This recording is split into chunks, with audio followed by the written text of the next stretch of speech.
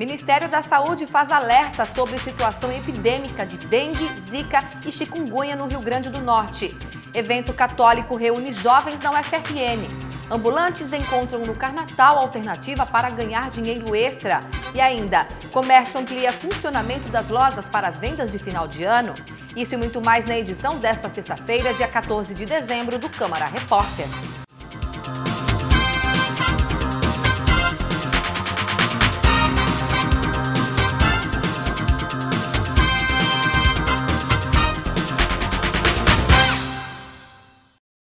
E 31 cidades do Rio Grande do Norte estão em situação de alerta ou risco de surto de dengue, zika e chikungunya, as chamadas arboviroses. O número corresponde a 78% dos municípios. 131 cidades do Rio Grande do Norte estão em situação de alerta ou risco de surto de dengue, zika e chikungunya, as chamadas arboviroses.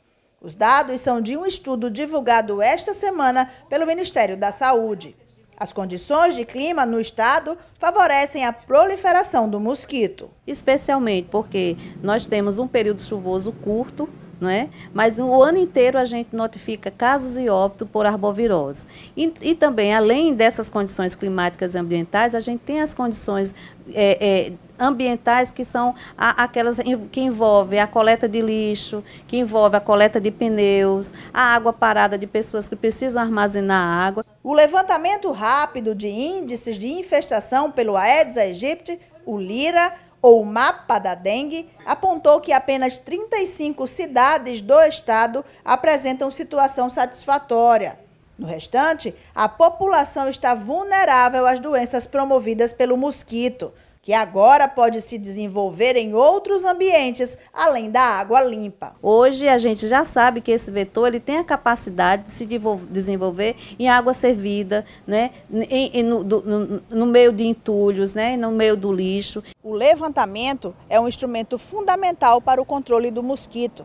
Ele leva em consideração o índice de infestação predial, que é a relação no número de imóveis onde foram encontradas as larvas com o total de residências pesquisadas. O índice é considerado satisfatório quando fica abaixo de 1%. Indica a situação de alerta se transita entre 1% e 3,99%. E já indica perigo, ou seja, situação de surto, quando é igual ou superior a 4%. A coordenadora de Vigilância Epidemiológica da Secretaria Estadual de Saúde explica que as ações de combate são muitas e que o carro fumacê é o último recurso para conter as arboviroses. Ela também faz um alerta à população neste período de veraneio. Nesse período de veraneio, as pessoas geralmente, né, passam o janeiro inteiro nas suas residências, né, em casas, né. Elas precisam, ao sair da sua casa, elas precisam verificar as condições do seu quintal, se vão deixar água parada, se vai ficar alguma piscina com água, se vai ficar baldes, lixo. Então, todas essas condições, elas precisam ser eliminadas, tanto da casa que ficou na cidade, quanto na sua casa do veraneio, quando você deixar. Então, a gente realmente precisa se conscientizar que a arbovirose mata, ela traz condições de risco e ela é transmitida o ano inteiro. São 70 cidades em alerta e 61 em situação de risco de surto para doenças provocadas pelo Aedes aegypti. No estado, a maior parte dos criadouros foram localizadas em depósito com água, seguida de depósitos domiciliares e também no lixo. E nesta sexta-feira, o Detran deu início à implantação das novas placas no padrão Mercosul. Luísa Mendes tem os detalhes. Bom, nesse primeiro momento, o emplacamento será feito apenas nos carros 0 km e também para aqueles que precisarem fazer alguma alteração no registro do veículo, como, por exemplo, a mudança de município ou mudança de proprietário. Nos demais casos, os donos de automóveis têm até 5 anos para fazerem a mudança. Mas quem quiser fazer de imediato, basta se dirigir a uma unidade do Detran e solicitar a nova placa no padrão Mercosul. Esse novo modelo de placa ele vai trazer mais segurança contra clonagem e adulteração. A nova placa ela terá 4 letras e 3 números e virá num fundo branco. Luísa Mendes, de volta para o estúdio. O comércio da capital potiguar vai modificar o horário de funcionamento das lojas de rua e dos shoppings com a aproximação das festividades natalinas. Larice de Souza. O comércio da capital já funciona em horário diferenciado para atender aos consumidores antes das festas de fim de ano. O comércio de rua, no Alecrim, centro da cidade e Zona Norte, abre aos sábados até às 6 horas da noite. A novidade também é a abertura aos domingos, sempre das 9 da manhã até às 3 da tarde. E durante a semana, o horário foi estendido até às 8 horas da noite. O funcionamento dos shoppings também foi alterado para acompanhar o período. Confira os horários. No Midway Mall, o funcionamento neste domingo, dia 16, é das 10 da manhã até as 10 da noite. De 17 a 22, o funcionamento será de 10 da manhã até as 11 horas da noite. No dia 23, o funcionamento é das 10 da manhã até as 10 da noite. No dia 24, véspera de Natal, será das 10 da manhã até as 7 da noite. No dia 25, ficará aberta apenas a área de alimentação e lazer, das 11 da manhã até as 10 horas da noite, em regime facultativo. No Natal Shopping, a abertura neste domingo será das 10 da manhã até as 10 da noite. De 17 a 23 de dezembro, o funcionamento é das 10 da manhã até as 11 horas da noite. No dia 24, a abertura é das 10 da manhã até as 7 da noite. No dia 25, será facultativa a abertura da área de alimentação e lazer, das 11 da manhã até as 10 horas da noite. No Praia Shopping, de 20 a 23 de dezembro, as lojas abrem às 9 da manhã até às 10 da noite. Os quiosques e alimentação funcionam a partir das 11 da manhã. No dia 24, véspera de Natal, as lojas funcionam das 9 da manhã até às 6 horas da noite. Quiosques e alimentação a partir das 11 horas. No dia 25, as lojas estarão fechadas e ficará facultativa a abertura da praça de alimentação a partir das 11 horas. No Shopping Cidade Jardim, no dia 17 até o dia 23, a abertura será das 9 da manhã até as 11 horas da noite. No dia 24, o funcionamento é das 9 da manhã até as 7 horas da noite. E no dia 25, estará totalmente fechado. No Shopping Via Direta, de 17 a 22 de dezembro, a abertura será das 9 da manhã até as 9 da noite, facultativo até as 10 horas da noite. No dia 23, a abertura é a partir do meio-dia até as 8 horas da noite. No dia 24, as lojas abrem das 9 da manhã até as 6 horas da noite, sendo facultativo até as 7 horas da noite. E no dia 25, é totalmente fechado. O Partage Norte Shopping abre dia 16, das 10 da manhã às 10 da noite. De 18 a 23 do 12, a abertura será das 10 da manhã até as 11 horas da noite. No dia 24, o funcionamento será das 10 da manhã até as 7 horas da noite. E no dia 25, todas as lojas estarão fechadas, sendo facultativa a abertura da Praça de Alimentação e Lazer, das 11 da manhã até as 10 da noite. Larice de Souza para o Câmara Repórter. O Carnatal segue até domingo e no entorno da Micareta, na Arena das Dunas, ambulantes encontraram alternativa para ganhar um dinheiro extra. Antes mesmo da folia começar, eles são os primeiros a chegar. É preciso marcar um lugar estratégico para armar as barracas ou organizar as caixas de isopor. Ser ambulante nos 4 dias de Carnatal é a saída que muita gente busca para fazer a renda extra no fim do ano. Adelson acompanha a festa como ambulante há muitos anos, vendendo água e bebidas alcoólicas. Ele diz que o investimento compensa. Compensa você vir. É cansativo, mas compensa a vida de ambulante, compensa. Gil também não perde um dia de folia para vender os drinks, mas reclama que desde que a folia ficou restrita à área da Arena das Dunas, o movimento caiu. As vendas são poucas, entendeu como é que é? Quem vem para gastar é quem está com abadá, né? Aí chega, entra lá dentro, consome e entra aqui fora, fica só pela misericórdia de Deus. Já a dona Fátima espera vender nesta sexta os 100 churrasquinhos que preparou. Investimento de R$ 650 que espera tirar até domingo. Dá para tirar menos do dinheiro do feijão no outro dia, né? A gente não perde tudo, mas dá para tirar uma mixariazinha pouca, mas dá para tirar alguma coisa. Quem também está cheio de expectativa com o Carnatal é seu Valdemir. Este é o primeiro ano de festa dele com o carro de lanches. Se vendesse uns 200, 300 era muito bom.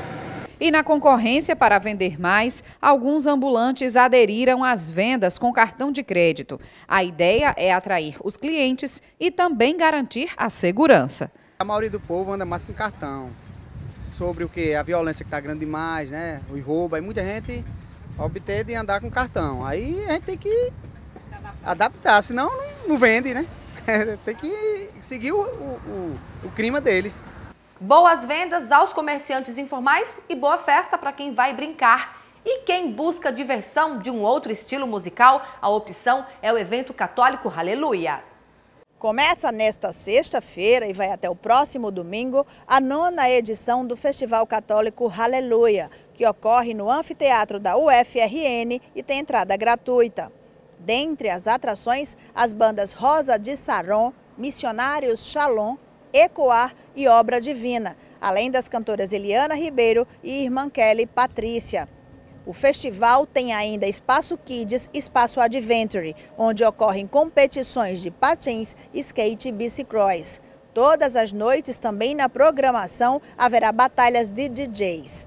O festival está arrecadando material esportivo escolar, que serão destinados a obras sociais desenvolvidas pelo próprio Shalom.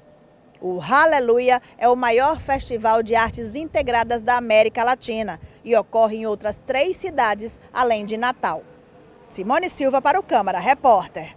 Com 76 anos de história, o Instituto Juvino Barreto celebra atualmente uma nova fase, graças à reforma que permitiu a reestruturação de 36 ambientes do abrigo. O Juvino Barreto está de cara nova. A recepção ganhou móveis modernos. A loja do bazar e o espaço multiuso estão com um novo designer.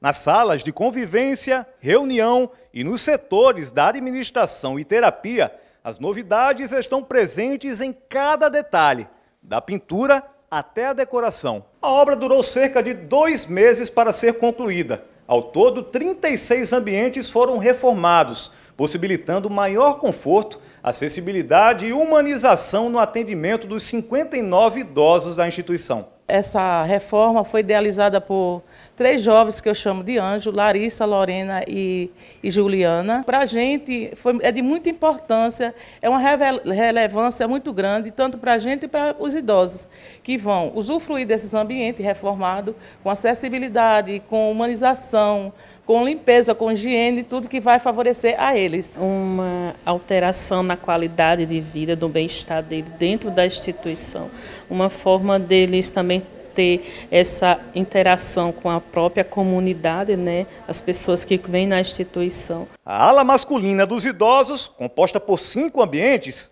também foi repaginada. Quem gostou da novidade foi o José Leônidas.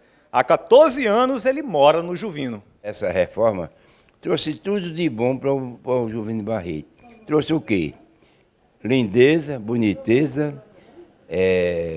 mais visitas. A reforma contemplou também a capela, com uma nova pintura e estrutura.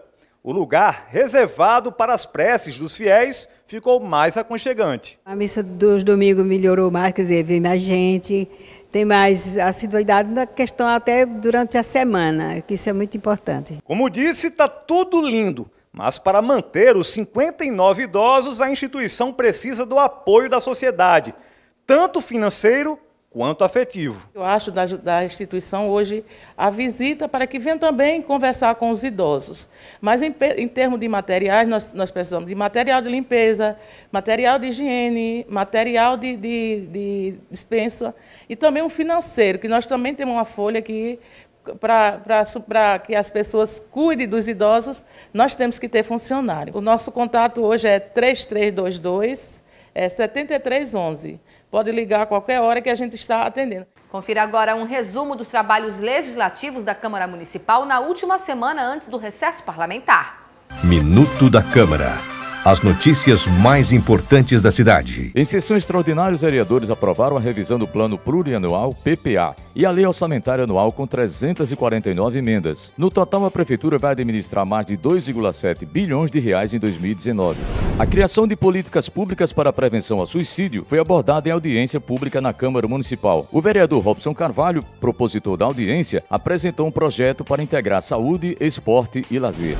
Em sessão ordinária, os parlamentares aprovaram um projeto de lei da mesa diretora que trata da reforma administrativa da Câmara Municipal. Segundo o presidente vereador Ranieri Barbosa, a redução de cargos comissionados vai tornar a casa mais eficiente. A Câmara vai se tornar uma Câmara mais enxuta, uma Câmara que terá uma dinâmica de trabalho, eu acredito, cada vez mais transparente e mais eficiente, para inclusive se adequar à realidade do Brasil, à realidade do Estado, à realidade do município. O secretário municipal de tributação veio à Câmara Municipal a convite dos membros da Comissão de Justiça da Casa. O motivo era esclarecer as mudanças na cobrança do IPTU em 2019. A Frente Parlamentar em Defesa dos Direitos dos Animais realizou a última reunião de 2018. O presidente da frente, vereador Sandro Pimentel, apresentou a retrospectiva das atividades do ano. Na última sessão ordinária do ano, o vereador Ranieri Barbosa, que deixará a presidência da Casa, fez um agradecimento especial aos servidores e um balanço de sua atuação à frente da mesa diretora. Na última reunião da Comissão de Justiça da Câmara em 2018, foi divulgado o levantamento da Procuradoria Legislativa. O vereador Felipe Alves se despediu da presidência da comissão. Em 2019, ele será primeiro secretário da Casa, fato que o impede de continuar na função. Fico feliz e com o sentimento de dever cumprido, de que a comissão fez o seu dever, primando pela celeridade na apreciação das matérias, zeramos a pauta. Acompanhe o trabalho da Câmara Municipal. A Casa do Povo é a sua casa. O Parque da Cidade será palco de um espetáculo que promete emocionar os espectadores. Luísa Mendes tem as informações. Vem chegando o fim do ano e o espírito natalino, né, ele toma conta de todos nós. Mas afinal de contas, qual é o verdadeiro sentido do Natal, hein? Para cada pessoa, né, tem uma perspectiva, cada pessoa tem uma ideia do que significa Natal, inclusive aquelas que são mais marginalizadas. Pois é, tem um espetáculo que vai rolar aqui na nossa cidade. Quem vai contar um pouco sobre isso é Luan Santos, ele que é o diretor do espetáculo A Esperança, que conta um pouco da história de Natal, não da nossa cidade, né, mas do Natal, né, sob o ponto de vista dos moradores de rua. Luan, como é que veio essa ideia, né? Porque a gente sempre pensa em perspectivas aí, mas, enfim, diferentes, que não são do morador de rua. Então, a ideia surgiu do grupo que a gente faz parte, do Comunhão das Ruas. A gente faz um trabalho social, distribuição de alimentos, de roupas e desse diálogo com os moradores de rua. Na verdade, eles têm histórias muito impressionantes, histórias muito emocionantes. E ouvindo eles, a gente sentiu essa necessidade de não só ser ouvido, mas também de ser boca e poder falar para a sociedade o que eles pensam, o que eles sentem. Inclusive, nós encontramos até paralelos de histórias bíblicas com as histórias deles. Então, a partir dessa ideia, nós escrevemos o texto e montamos o espetáculo A Esperança. É um espetáculo que passa uma noite de Natal, mas essa noite de Natal ali, a partir das ruas. E agora o espetáculo ele foi montado em forma de musical, né? Então, assim, realmente vão ter muitas surpresas. Vão ter muitas surpresas, muitas emoções, eu acredito. E apesar de ser um tema assim um pouco tenso, mas também vai ter leveza, vai ter esperança, vai ter até uma veia cômica. Então vai ter dança, vai ter música, vai ser algo realmente muito impressionante. Eu acredito com muitas surpresas. A palavra é essa. Imperdível. Olha, a Esperança, né, vai fazer uma apresentação única aqui em Natal, tá com um tour aí pelo Nordeste, então é bom a gente se apressar, né, para garantir a vaga. Então fala para o pessoal que está em casa que se interessou, como é que faz, né, para comprar o ingresso. Pronto, então se você quer garantir a sua vaga, é gratuito, mas se você quer garantir o seu lugar, você vai no Instagram, @comunhãonatal, lá vai ter um link para você garantir o seu ingresso. Ou você chega cedo lá, né, no Parque da Cidade para garantir o ingresso que vai ser distribuído momentos antes. Então é no Parque da Cidade, o espetáculo é gratuito e o horário? 16 horas. 16 horas. Chega um pouquinho antes, né, para de repente também garantir o ingresso. Obrigada, viu, Luan? Sucesso aí na peça. Luísa Mendes, de volta para o estúdio. No próximo bloco, a entrevista do dia, o convidado é o médico infectologista Kleber Luz. Fique aí.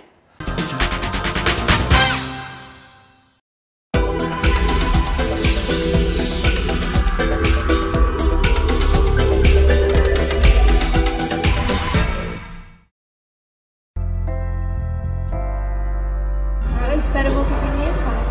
Você sonha em voltar para sua casa? Você acha que isso pode acontecer ainda? É uma realidade da vida, né? Nenhuma família vai querer um jovem que esteja num abrigo, que tenha vários perfis de adolescentes, de várias formas, várias vivências. Eu acho que é uma das coisas que eu mais sinto falta, que é da minha família.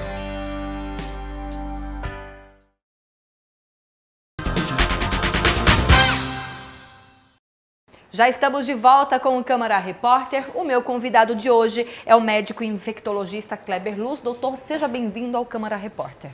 Ok. Obrigado pelo convite para discutir assuntos de importância na saúde pública.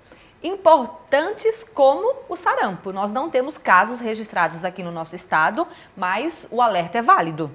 Sim, porque o Brasil hoje, no ano de 2018, vive uma epidemia de sarampo, com um registro de mais de 10 mil casos no ano de 2018. Então, principalmente esses casos estão na região norte, mas praticamente em vários estados se registra a ocorrência da transmissão da doença, como São Paulo, Rio Grande do Sul e mais proximamente a gente é o estado da Bahia, Sergipe e Pernambuco. Pode chegar aqui então? Certamente sim, porque nós estamos a menos de 3 horas de onde está havendo a transmissão do sarampo, que é o estado de Pernambuco.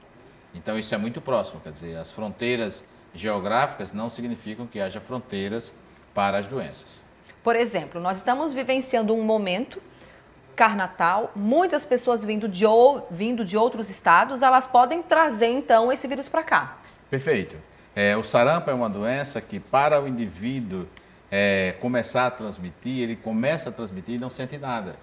Então é possível que ele venha para uma festa, para o Aleluia, para o Carnatal, ou vir passar o verão aqui no Rio Grande do Norte, ele vem sem sintomas, transmite a doença e somente uns poucos dias depois é que ele começa então a ter os sintomas típicos da doença sarampo. E lembrar que o sarampo é uma doença absolutamente transmissível, talvez uma das mais transmissíveis doenças infecciosas que existe na humanidade. E como que se transmite? A transmissão do sarampo se dá pelo ar, né? Então quando a pessoa tosse, porque o sarampo dá muita tosse, quando ela espirra, quando ela fala, produz a gente chama de aerosol, né? Dissemina no ar e a pessoa que estiver perto e que, portanto, respirar, ela vai se contaminar com o vírus do sarampo. E lembrar que para se contaminar com o sarampo, você pode estar numa praça, num ambiente absolutamente aberto e mesmo assim a transmissão do sarampo poderá ocorrer. A melhor prevenção é a vacina?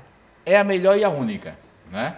Porque não há outra forma de se prevenir contra o sarampo que não seja com o uso da vacina. Vamos falar agora também sobre uma outra doença e que está chamando muito a atenção aqui dos órgãos, né, de saúde, que é a raiva em animais, como por exemplo o morcego. Só neste ano foram 40 animais raivosos em 21 municípios do estado, ou seja, não há uma concentração. Esse dado preocupa o senhor? Certamente, porque os morcegos eles sempre transmitiram a raiva, mas a detecção dessa doença nos animais, nos quirópteros, né, nos morcegos, não era frequente. Nos últimos anos, o Brasil inteiro, mas em especial aqui no Rio Grande do Norte, tem registrado a ocorrência de raiva nos morcegos. E não necessariamente esse morcego é o morcego vampiro, né? A gente sabe que existem basicamente 3 tipos de morcego. O morcego que chupa o sangue, que é o vampiro, o morcego que se alimenta de insetos e o outro que se alimenta de frutas. Tecnicamente, somente os que chupavam sangue, só os morcegos vampiros, é que poderiam transmitir a raiva para os humanos. Todavia, hoje, com essa disseminação da doença, todas essas 3 tipos de morcego podem estar contaminados com o vírus da raiva e eles sobrevivem bastante tempo com esse vírus e podem cair no chão, por exemplo, um morcego que se alimenta de frutas, ter ser raivoso, né? E ali uma criança vai manipular, esse morcego está doente, morde ou arranha essa criança e vai transmitir a doença para essa criança. Que para o ser humano não tem cura, né? Não tem cura, lamentavelmente não tem cura. E tem uma característica. Quando a pessoa leva uma mordida de um cachorro, para adquirir raiva, essa mordida tem que ser contundente mesmo, tem que ser profunda, porque os vírus que estão na boca do cachorro precisam então que os caninos perfurem profundamente para inocular. Isso não precisa do morcego. Nossa! Então o morcego tem um dente muito diminuto, unhas pequenas, mas qualquer abrasão, por menor que seja, o vírus do morcego ele tem uma característica diferente do vírus do cachorro, que é a capacidade dele invadir. Então ele vai invadir, atingir as terminações dos nervos e a partir dos nervos migra até o cérebro da pessoa, produzindo a doença invariavelmente fatal. Então, encontrou um animal desse no chão, não mexer. Nada pode ser feito com esse animal. O que pode ser feito é comunicar às autoridades de saúde, lá no posto de saúde, ao agente de saúde da família, e ele certamente terá a capacidade de comunicar às autoridades de saúde para ser recolhido esse animal e submetido a exames. Agora, na tela também tem um telefone de contato do Centro de Controle de Zoonoses. Você pode ligar caso encontre algum animal no chão, ou então apresentando comportamento diferente do habitual, porque a gente sabe que o morcego é um animal noturno. O morcego é um animal habitualmente noturno, né? Agora, só encontrar animais, esse é um aspecto importante, porque normalmente um animal selvagem, uma raposa, por exemplo, é quase impossível a gente capturar, né? É difícil uma raposa ser atropelada. Então, quando isso acontece com esses animais, habitualmente ele está doente. Então, capturar um saguim facilmente, capturar uma raposa, quando você consegue fazer isso, habitualmente esse animal está debilitado, ele já está doente. Isso é mais um motivo para que a gente evite o contato, né, com as mãos, em especial uma criança começar a brincar com um saguim que esteja doente ou com um morcego. Vamos falar sobre AIDS agora. O Ministério da Saúde divulgou recentemente dados apontando que cresceu em 208% o número de mortes, né, por conta da AIDS. Passou de 1,2 em 2017 para 3,7 óbitos por 100 mil habitantes. Já falei aqui do Carnatal, onde as pessoas, né, gostam de beber, de brincar, de se relacionar. Mais do que nunca, então, as pessoas precisam atentar para o uso da camisinha. O preservativo é importante nesse momento. Sem dúvida. A doença AIDS, né, o vírus HIV, ele necessita de algumas condições para a sua transmissão. A primeira condição é, obviamente, a multiplicidade de parceiros. Então, quanto mais parceiro a pessoa tem, maior tem a chance de se encontrar com o HIV. E a segunda condição é exatamente o não uso da camisinha, ou do preservativo, ou do condom. É ele que permite que esse HIV não seja transmitido de uma pessoa para outra. Então, do ponto de vista de recomendação, a gente sabe que o comportamento humano nessa área da sexualidade não é fácil de se controlar, mas uma recomendação viável seria não ter tantos parceiros, né, uma multiplicidade, assim, numa noite, 4, 5 parceiros. Isso realmente facilita a transmissão da doença. Por quê? Porque junto com essa multiplicidade, vem outras doenças que facilitam a contaminação do HIV. Como a gente costuma dizer agora, né, nós estamos atendendo pacientes com combo, né? Ele vem com o HIV junto com a sífilis. Então, habitualmente, agora, recentemente, a gente vive a epidemia do HIV, uma epidemia da sífilis, mas é uma epidemia combinada. Então, os jovens estão vindo com HIV. E que é mais difícil o tratamento, doutor? É mais difícil o tratamento da sífilis, porque a sífilis, quando ela está junta com o HIV, ela é uma doença, a sífilis é uma doença que leva 30 anos para atingir o cérebro. Quando a pessoa tem o HIV ou a AIDS, ela rapidamente atinge o cérebro. Então, ao final de um ano ou de meses, o indivíduo, ainda que jovem, ele pode ter uma sífilis, que a gente chama sífilis que atacou o cérebro, uma sífilis do sistema nervoso central, que pode trazer sequelas graves, por exemplo, cegar a pessoa, deixar essa pessoa considerada como uma louca, né? Por exemplo, deixar a pessoa com um lado morto.